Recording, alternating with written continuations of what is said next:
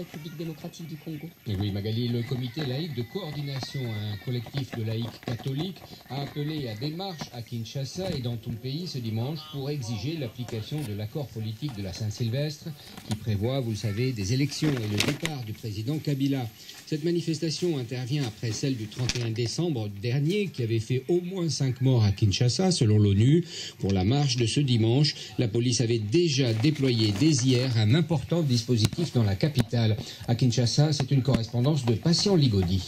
Aucune action ou tentative visant à troubler l'ordre public ne sera tolérée à Kinshasa, a prévenu le général Silvano Kasongo, chef provincial de la police.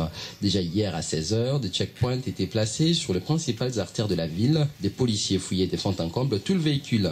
Une situation qui a perturbé la circulation principalement sur le boulevard du 30 juin, principale artère du centre-ville de la capitale. Les taxis s'étaient rapidement fait rares, obligeant des centaines de personnes à marcher, laissant entrevoir le même scénario qu'au 31 décembre 2017, où les forces de l'ordre et de sécurité s'étaient massivement déployées au premier appel à marcher lancé par des laïcs catholiques. De leur côté, les dirigeants du comité laïque de coordination affirment être toujours en clandestinité, craignant pour leur sécurité. Ils confirment toutefois leur intention de marcher malgré l'interdiction formulée par l'hôtel de ville de Kinshasa. Patient Ligodi, Kinshasa, RFI.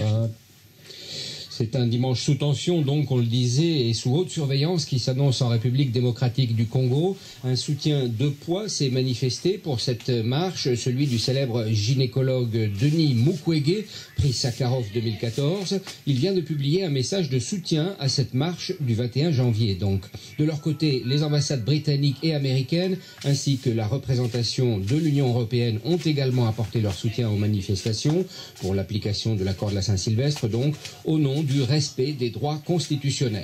Par ailleurs, dans l'est du pays, à Béni, une situation toujours très difficile prévaut après une nouvelle attaque de rebelles ADF présumés hier contre les forces armées de RDC. Le bilan serait lourd de part et d'autre selon des sources locales, mais aucun bilan précis n'a été donné. Enfin, pour être complet sur la RDC, on a appris hier la libération du journaliste Kasereka Mangwengwe.